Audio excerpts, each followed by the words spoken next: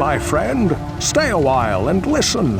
I never really envisioned that Deckard Cain would become as popular as he became. I mean, he was always a really big father figure or whatever for your character. And so I wanted him to be your guide and your mentor, giving you help along the way. If you come across challenges and questions to which you seek knowledge, seek me out, and I will tell you what I can. My name is David Brevik, lead programmer on Diablo, and this is how a show of hands turned Diablo from a turn-based game into real time.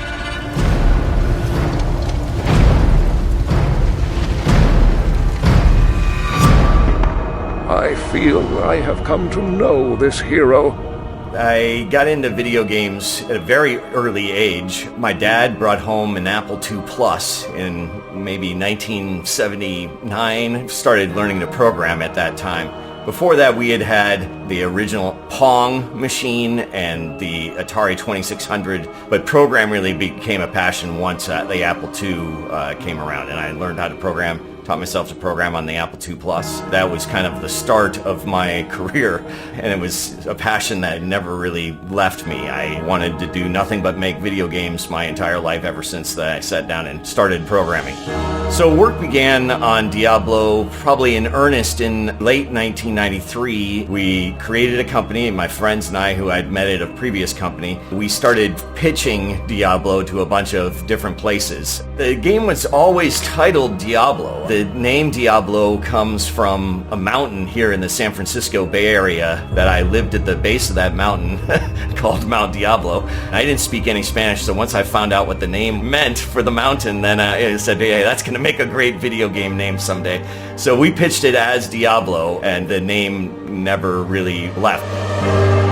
Blizzard first became involved when we got together for a trade show. It was Consumer Electronics Show, and we were showing off Justice League Task Force. We were doing the Sega Genesis version, and then another development company was working on the Super Nintendo version. We didn't realize that there was a Super Nintendo version of it, and they didn't realize that there was a Genesis version of it. So we didn't share any kind of design or anything like that, or any kind of assets or whatever. But strangely, the games were very similar. They looked like they could have been developed in tandem, and so the two companies instantly kind of merged over our design sensibilities and our graphic style and everything like that. They changed their name from Silicon and Synapse to Blizzard Entertainment. They said, okay, well, we're working on this title, come take a look. And I went to their little meeting room that they had rented, and they showed off Warcraft. Work completed. And they said, yeah, we're also looking for other titles. So we're looking to work with people that we think are good developers. And I said, well, we've got a great game idea, but nobody wants to, do this. So are you guys interested? And they said, well, after we finish Warcraft 1, we'll come out and you can pitch us. And they then agreed to do Diablo. So at the time, PC RPGs in general were kind of in a very strange state. Sales had really declined on any kind of RPG at the time, and even though that was a huge genre earlier, when we went to go pitch Diablo to a bunch of different places, we got rejected 20 plus times. But we knew that this was an unusual kind of style of RPG. In a lot of ways, we wanted to kind of make the antithesis of what RPGs were at the time. We went out of our way to do that, to make sure that the graphics weren't elves and dragons. We wanted to make it, very different than that. We wanted to make sure that the style of game it was much more like the way that I used to play Dungeons and Dragons as a kid. I didn't really care so much about the story and things like that in Dungeons and Dragons. For me, it was much more about the loot. It was much more about getting the awesome Vorpal swords and stuff like that. And so I wanted a game that was ringing true with, a game that was more about, killing monsters and getting cool loot, rather than having a long story with a deep character customization and stuff like that. I wanted to focus more on the action side and more on the loot side. And so we felt like we had a great idea that separated us from the crowd. But I think that a lot of people, especially a lot of people in publishing at that time, weren't necessarily gamers. A lot of them were just businessmen who had learned that this genre isn't selling anymore. I don't care what kind of game you're pitching me. And so getting to pitch the game to people that were actually gamers, that were publishers, in Blizzard was a kind of breath of fresh air, and they understood the vision and ultimately led to us doing a deal with them. I had many influences growing up, things like Ultima to Might and Magic to wizardry, and so I started designing Diablo when I was in high school, and then in college I started playing a lot on UNIX machines that were, in the computer lab at the time. They didn't have really any kind of graphics associated with them, and that was really where I got introduced to things like MUDs and roguelike games, even though the term roguelike comes from games that are like the game Rogue, which is one of the games that I was playing at the time. And then there were others like NetHack and Moria, Moria and Angband. And those were huge influences. And really, in a lot of ways, it was Angband. I think that was kind of the model of what we wanted. The point of the game was just, kill a boss, and there was random levels and random items, but you were the @ symbol attacking the letter K.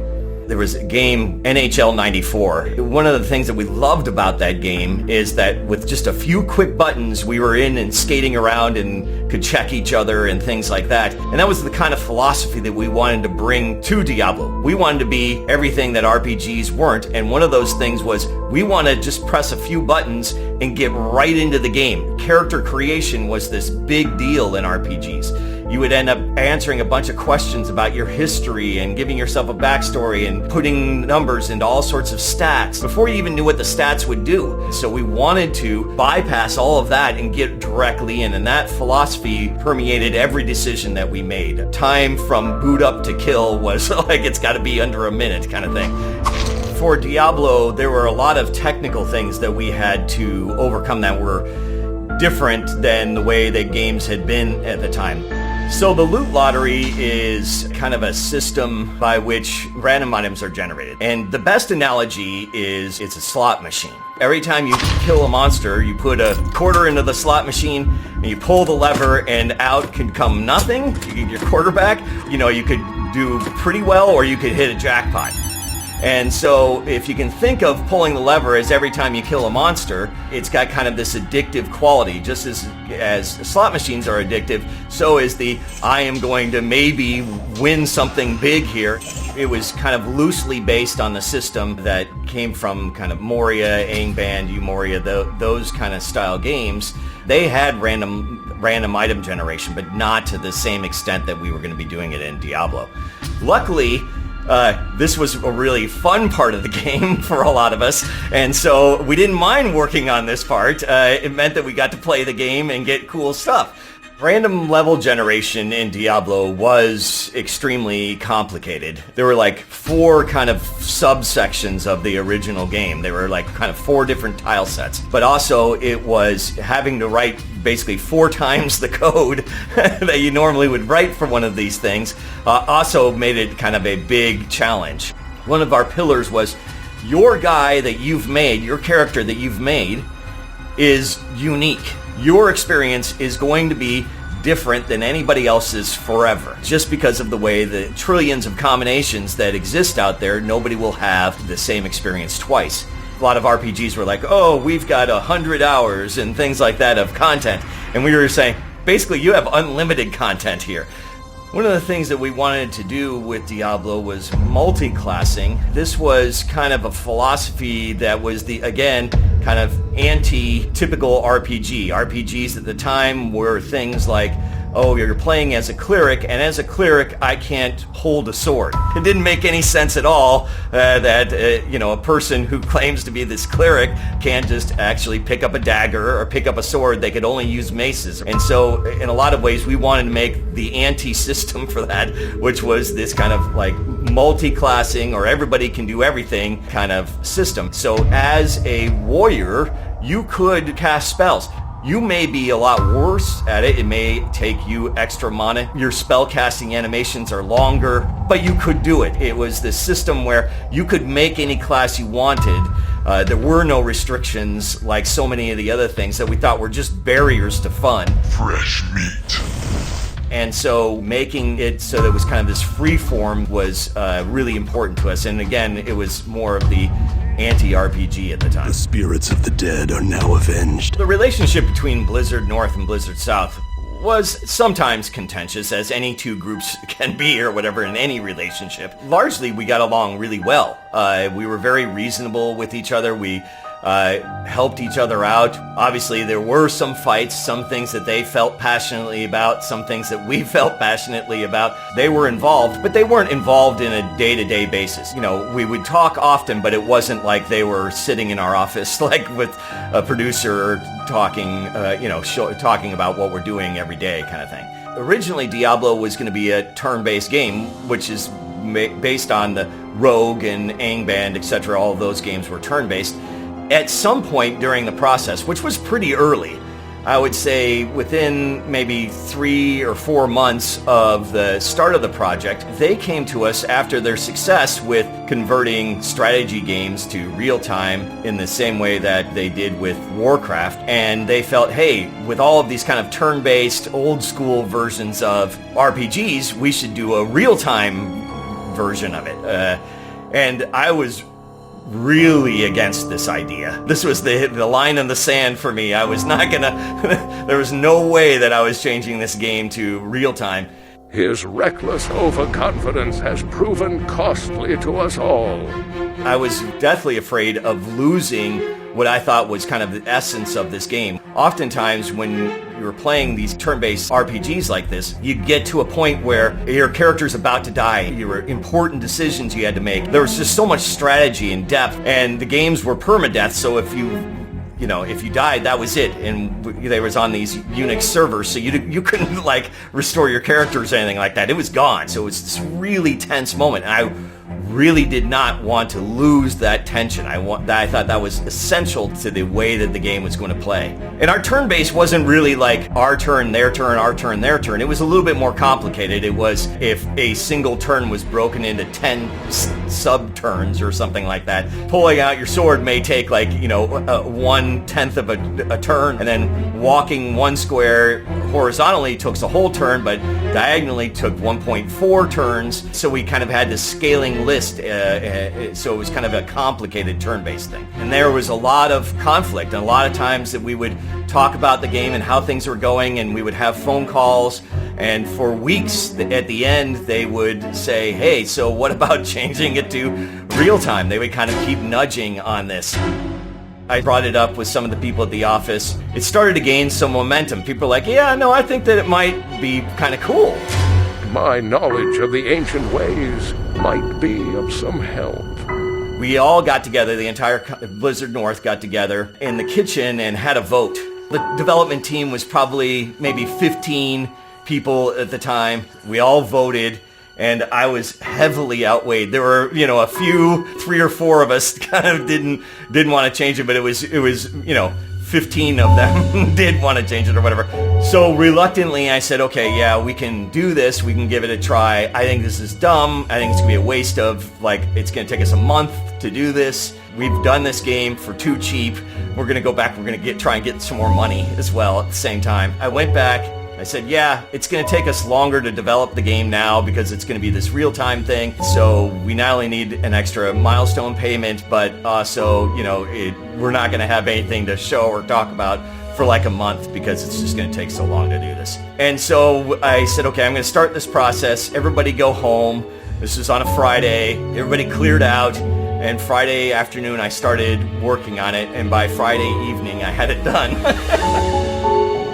I remember it just like it was yesterday. I was working on it, and I was kind of the warrior. I had this club in my hand. There was a skeleton on the screen, and I kind of clicked on the skeleton. My character walked over and swung and smacked the skeleton apart. And I was like, oh my God, this is amazing. That felt so good. That was really, this is way better. The sun shone through the window, the clouds parted, the angels, went, oh, kind of, it was definitely a moment that I knew that this was definitely the way to go. This was way better. And I just sat there for like an hour, like clicking the mouse button over and over again as I just swung the sword, and we never really looked back. So when people came in on Monday morning, it was done, it was working, it was obvious that this was the way to go, and we never looked back. One of the great things about this change was that we had so many assets to work with. The game itself was already deep in production. We already had a bunch of different assets, so we didn't need to start from scratch. We kept the same perspective. We kept a lot of the assets that we had, so there wasn't really any kind of fundamental technology changes in terms of the graphics pipeline or art assets or anything like that that we needed to take care of. It was mainly focused on our ability to change the gameplay and make sure that was a smooth transition. Once the real-time change happened and we kind of settled in, it was pretty obvious that it was the right decision. Throughout the office, it was kind of an electric atmosphere. Everybody was really jazzed. Everybody's really psyched. Even the people that were kind of steadfast against us, including myself, came to me and said, yes, this feels amazing. This is really cool. We kind of changed some of the design of the game and the way that you're going to interact with the monsters and the way that you're going to do combat and stuff like that. And these things kind of evolved and changed over a period of the next few weeks and months as we kind of grasped what the real time really meant and how that affected the actual moment-to-moment gameplay. So on that day that I had that incredible encoding session, we didn't let Blizzard know quite right away, but I couldn't hold it back that much. I couldn't withhold that information for too long because it was just so damn exciting. And they had already agreed to pay us more money, so that part was taken care of. And the fact that it took such a short time and was such an improvement and they kind of got their way, it ended up not really being an issue at all. And everybody was very excited about the new direction and the way that it turned out. We have learned strength is making the right choice. Looking back, I feel like Diablo 1 turned out way better than I ever imagined it would. I'm obviously very proud of working on it. You know, it's just such a highlight and a pillar of my career. But it wasn't just me. It was a lot of people. There are a lot of people, very talented people that I worked with that made that a reality. From music to graphics to other programmers, etc. There were just so many super talented people that worked together as a team to make that a just really special time. In terms of my overall vision, it exceeded what my vision of what the final product could be. So I feel very, very lucky to have worked on it. We had a very different vision for Diablo 2. We had a lot more experience about what we were doing. We understood the market a lot better. We understood that we were building upon this fantastic game. With Diablo 2, it was definitely more in lines with my expectations. Even, it still exceeded my expectations and still does today. I mean, the fact of the matter is that there are so many people playing the game today that, you know, 20 years after we released it, says a lot about the product. You can go onto Twitch and find people streaming the product at any time. It continued to sell, you know, a box copy of this game on Target for 15 years after the product was released, and it was always in the top 10 sellers of the year. At the time, Diablo 2 was the fastest selling PC game of all time. You know, it reached 1 million copies faster than any other game in history. And I think that Diablo 1, you know, sold 1 million very quickly as well. Right at the exact same time, The Sims came out. It was almost the exact same time as Diablo 2. Those two games were on the best-selling lists and still are on the best-selling lists of all time if you look up PC sales.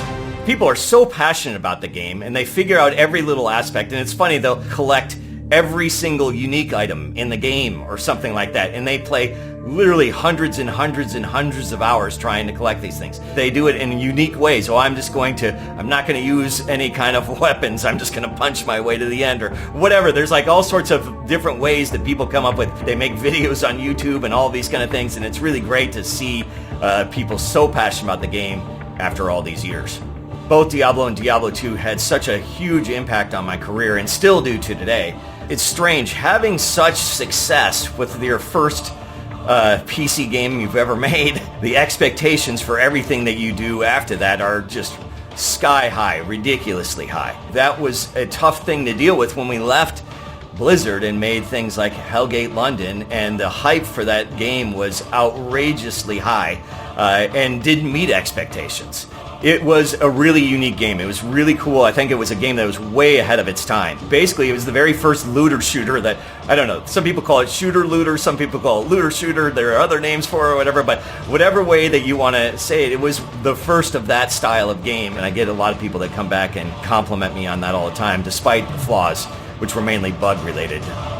There are a lot of gameplay loops that I'm fond of these days. I think that for me, a lot of kind of like survival-esque games are really kind of my jam lately. I was really into MMOs for a while, and I think that any kind of survival building, crafting, those kind of things, I really enjoy that a lot. But still, I harken back to ARPGs. Like I still really enjoy the loop of kill monsters, get loot. I still really love that the most, much more than almost any other genre.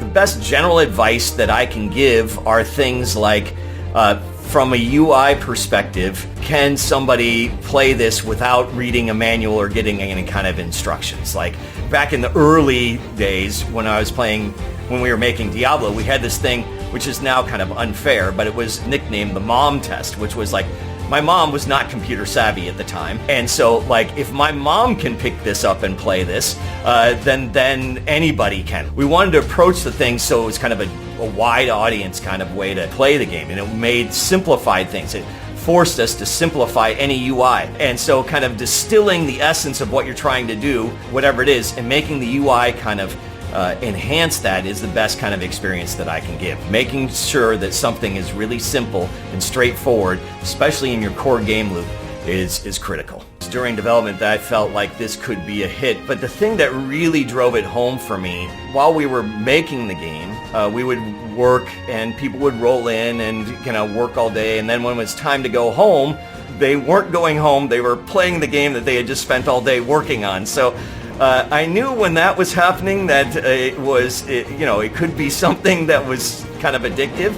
The dream was never that it would do as well as it did. Our dream was maybe someday we can sell 25,000 copies. If we did that, maybe we could make a sequel. That was kind of the original dream. I had no real intent in making it, that it was going to be so addictive, or that wasn't really what we had set out to be. It was just the hopes of us being able to make the PC games that we love.